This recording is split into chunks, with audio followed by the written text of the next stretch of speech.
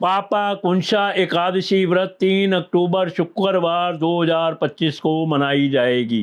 पापा कुंशा एकादशी व्रत 3 अक्टूबर शुक्रवार 2025 को मनाई जाएगी।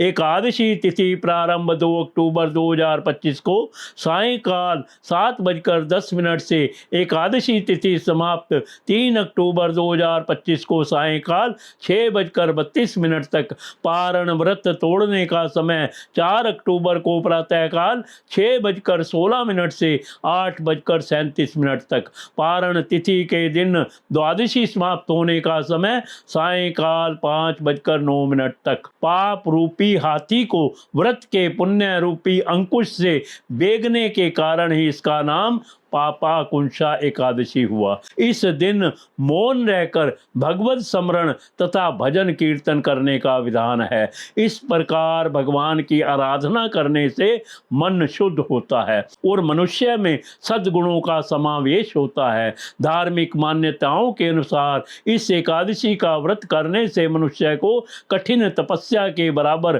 पुण्य मिलता है। इस व्रत के प्रभाव से अनेकों अश्वमेध और सूर्य यज्ञ करने के समान फल की प्राप्ति होती है। इसलिए पापा कुंशी एकादशी व्रत का बहुत महत्व है। इस व्रत की पूजा विधि इस प्रकार है। इस व्रत के नियमों का पालन एक दिन पूर्व यानी दशमी तिथि से ही करना चाहिए। दशमी पर 7 तरह के अनाज, इनमें गेहूं, उड़द, मूंग, चना, जौ, चावल और मसूर की दाल नहीं खानी चाहिए, क्योंकि इन सातों धान्यों की पूजा एकादशी के दिन की जाती है।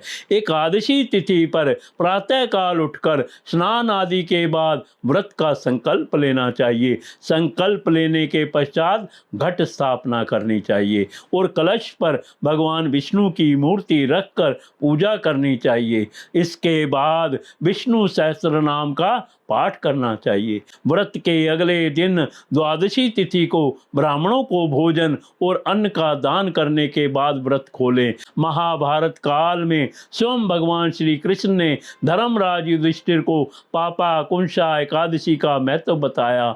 भगवान श्री कृष्ण ने कहा कि यह एकादशी पाप का निरोध करती है, अर्थात पाप कर्मों से रक्षा करती है।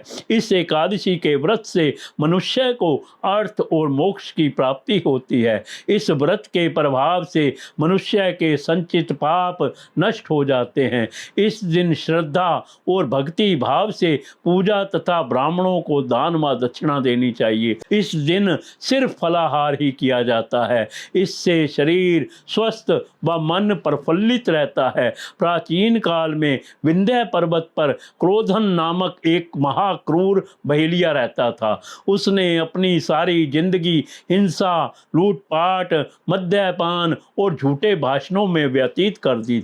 जब उसके जीवन का अंतिम समय आया तब यमराज ने अपने दूतों को क्रोधन को लाने की आज्ञा दी। यमदूतों ने उसे बता दिया कि कल तेरा अंतिम दिन है। मृत्यु भय से भयभीत वह बहेलिया महर्षि अंगरा की शरण में उनके आश्रम पहुंचा।